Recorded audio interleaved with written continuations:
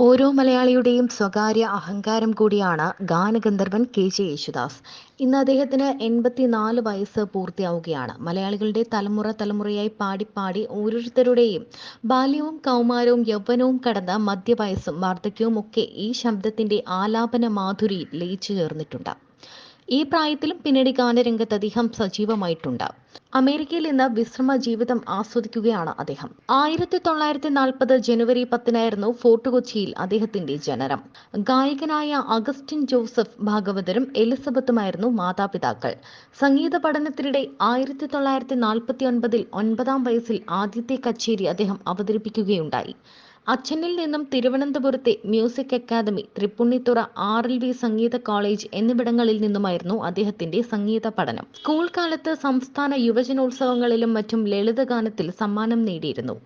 കർണാടക സംഗീതത്തിലെ മുടിചൂടാ മന്നനായിരുന്നു ചെമ്പൈ വൈദ്യനാഥ ഭാഗവതരുടെ കീഴിലും ശാസ്ത്രീയ സംഗീതം അഭ്യസിക്കുകയുണ്ടായി.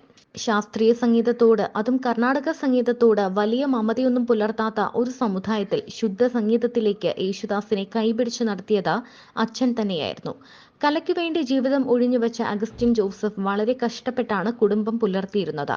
ബാല്യകാലത്ത് താൻ അനുഭവിച്ച ദുരിതങ്ങളെപ്പറ്റി യേശുദാസ് പലപ്പോഴും തുറന്നു പറഞ്ഞിട്ടുണ്ട്. ആ കഷ്ടപ്പാടുകൾക്കിടയിലും മകനിലെ സംഗീതവാസന പരിപോഷിപ്പിക്കാൻ അഗസ്റ്റിൻ ജോസഫ് എന്ന അച്ഛൻ വളരെയധികം അധ്വാനം ചെയ്തു. അച്ഛൻ പാടിക്കൊടുത്ത പാഠങ്ങൾ മനസ്സിൽ ധ്യാനിച്ച യേശുദാസ് 1949 9-ാം വയസ്സിൽ ആദ്യത്തെ കച്ചേരി അവതരിപ്പിച്ചു. അതോടെ നാട്ടുകാർ കൊച്ചുദാസപ്പനെയും പിതാവിനെ പോലെ ഭാഗവതർ എന്ന് വിശേഷിപ്പിച്ചു തുടങ്ങി. 9-ാം ക്ലാസ്സിൽ പഠിക്കുന്ന പ്രഭ എബ്രഹാം എന്ന പെൺകുട്ടി ഗായകൻ കെ.ജെ. യേശുദാസിന്റെ ആരാധികയായിരുന്നു. അദ്ദേഹം പാടിയ എല്ലാ പാട്ടുകളും അന്ന് പ്രഭ കേട്ടിരുന്നു. ഒരിക്കൽ പ്രഭയുടെ ഈ ചായ്വിനെക്കുറിച്ച് അമ്മാവനായ V.K. മാത്യൂസ് മനസ്സിലാക്കി. ഒരു കാലത്ത് യേശുദാസിന്റെ മിക്ക ഗാനമേളകളും കേൾക്കാൻ വീട്ടുകാർക്കൊപ്പം പ്രഭ പോവുമായിരുന്നു. പ്രഭയുടെ അച്ഛന് നാട്ടിൽ എസ്റ്റേറ്റ് ഉണ്ട്. നാട്ടിൽ എന്തു പരിപാടി നടന്നാലും കമ്മിറ്റിക്കാർ പ്രഭയുടെ അച്ഛനെ കൊണ്ട് ടിക്കറ്റ് എടുപ്പിക്കും. പരിപാടി കാണാൻ പോകുന്നത് അമ്മയും മക്കളുമൊക്കെ കൂടിയാണ്. 1966 ഒരു ഗാനമേളയ്ക്ക് തിരുവനന്തപുരത്ത് വരുമ്പോൾ ദാസേട്ടനെ പ്രഭ ആദ്യമായി നേരിട്ട് കാണുന്നത്. കണ്ണുനീർ മുത്തുമായി കാണാനെത്തിയ സ്വർണ്ണത്താമരത്തളിയിലുറങ്ങും കരയുന്നു പുഴ ചിരിക്കുന്നു ഒക്കെയാണ് അന്ന് ദാസേട്ടൻ സ്റ്റേജിൽ പാടിയത്. ഒരിക്കൽ തങ്ങളുടെ പള്ളിയിലെ പരിപാടിക്ക് ദാസേട്ടന്റെ ഗാനമേള വന്നു. പ്രഭയുടെ ജീവിതത്തിൽ തന്നെ മാറ്റിമറിച്ചൊരു നിമിത്തം സംഭവിക്കുന്നത് അങ്ങനെയാണ്. പ്രഭയുടെ അങ്കിൾ പ്രഭയ്ക്ക് യേശുദാസിനോടുള്ള ആരാധന മനസ്സിലാക്കുന്നു. അദ്ദേഹം യേശുദാസിന്റെ സുഹൃത്തായിരുന്നു. പഠനത്തിനായി ചെന്നൈയിൽ പോയ മാത്യൂസ് അവിടെ വെച്ച് യേശുദാസിനെ പരിചയപ്പെടുകയായിരുന്നു. ക്യാൻറ്റീനിലെ കേരള ഭക്ഷണമാണ് യേശുദാസിനെയും മാത്യൂസിനെയും സുഹൃത്തുക്കളാക്കിയത്. അധികം വൈകാതെ അവർ സുഹൃത്തുക്കളായി മാറി.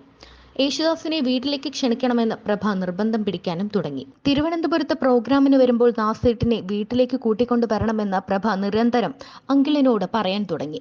അങ്ങനെ 10-ാം ക്ലാസ് പരീക്ഷയുടെ റിസൾട്ട് വന്ന സമയം ഒരു പരിപാടിക്ക് ദാസേട്ടൻ തിരുവനന്തപുരത്ത് വന്നെങ്കിലും തിരക്കായതിനാൽ വീട്ടിലേക്ക് വന്നില്ല. അടുത്ത തവണ തീർച്ചയായും കൊണ്ടുവരാമെന്ന് അങ്കിൾ വാക്കു പറയുകയും ചെയ്തു. പറഞ്ഞതുപോലെ തന്നെ അടുത്ത പരിപാടിക്ക് വന്നപ്പോൾ അങ്കിളിന്റെ കൂടെ ദാസേട്ടനും പ്രഭയുടെ വീട്ടിലേക്ക് എത്തി.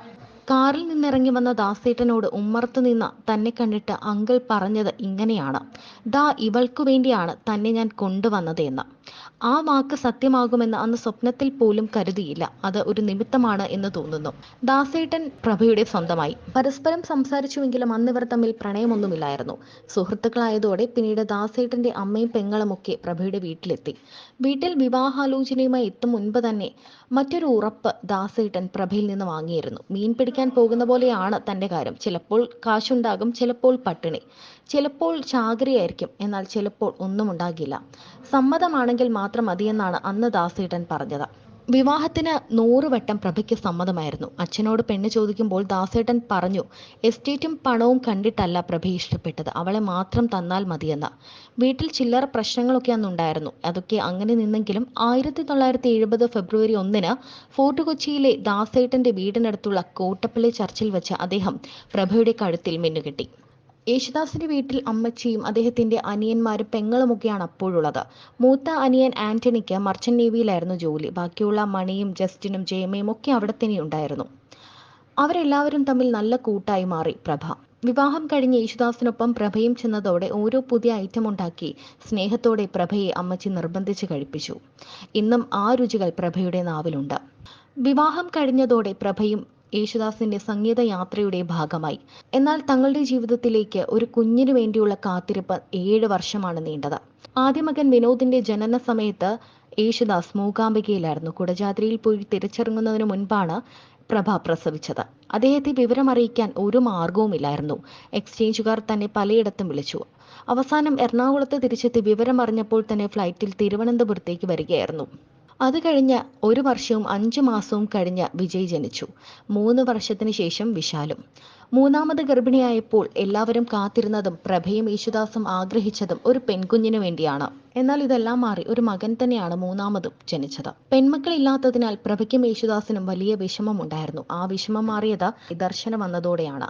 ദർശനയുടെ അമ്മ താരയ്ക്ക് 5 വയസ്സുള്ളപ്പോൾ മുതൽ ആ കുടുംബത്തെ ഇവർക്കറിയാം. ഇപ്പോഴും തങ്ങളുടെ കട്ടിലിൽ തങ്ങളുടെ നടുക്കു കയറി കിടക്കാനുള്ള സ്വാതന്ത്ര്യം ദർശനയ്ക്കുണ്ടെന്ന് യേശുദാസും പ്രഭയും ഒരുപോലെ പറയുന്നു. തങ്ങളുടെ മകളാണ് അവളെന്ന് ഇവർ ഒരുമിച്ച് പറയുന്നു.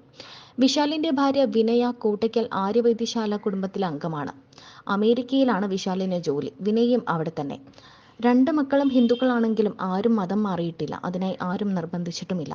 മൂത്ത മകൻ വിനോദും അമേരിക്കയിൽ ജോലി ചെയ്യുകയാണ്. മൂത്ത മകൻ വിനോദ് ഇതുവരെയും വിവാഹിതയായിട്ടില്ല. ഒരു മരുമകളെ നഷ്ടമായെങ്കിലും മറ്റൊരു മരുമകൾക്കായുള്ള കാത്തിരിപ്പിലാണ് ഈ കുടുംബം.